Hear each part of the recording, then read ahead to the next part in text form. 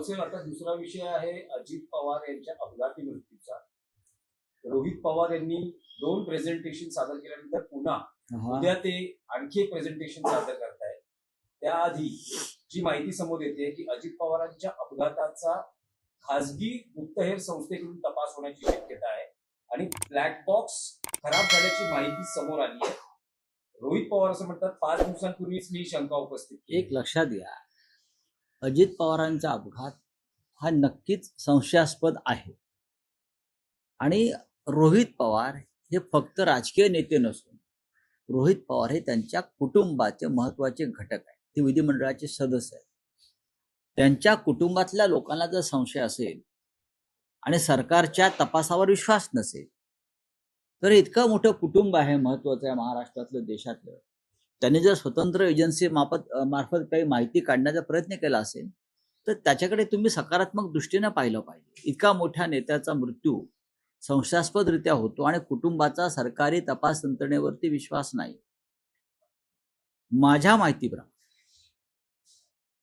अजित पवार यांच्या ज्या काही फाईल्स होत्या, ज्यासाठी ते भाजपात गेले, ती फाईल पुन्हा उघडण्यात आली होती त्यांच्या मृत्यूपूर्वी. खास करून जरंडेश्वर साखर कारखान्याचं कर्जाचा विषय होता.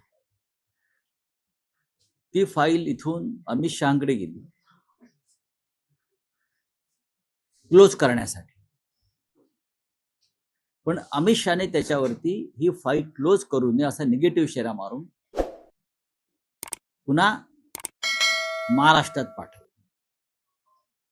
आणि त्यानंतर भाजपचे मंत्री बोलायला लागले, तुमची फाईल बंद झालेली नाही दादा. आणि मग दादा म्हणाले, तुमची फाईल आमच्याकडे आहे. इथून ती सुरुवात झाली. ज्या कारणासाठी अजित पवार हे भाजपाबरोबर गेले ते कारण संपलंच नाही. त्याच्यामुळे दादांनी मागे फिरण्याचा जो एक पुनर्विचार सुरू केला, तिथून या सगळ्या रहस्यमय घडामोडींना सुरुवात झाली.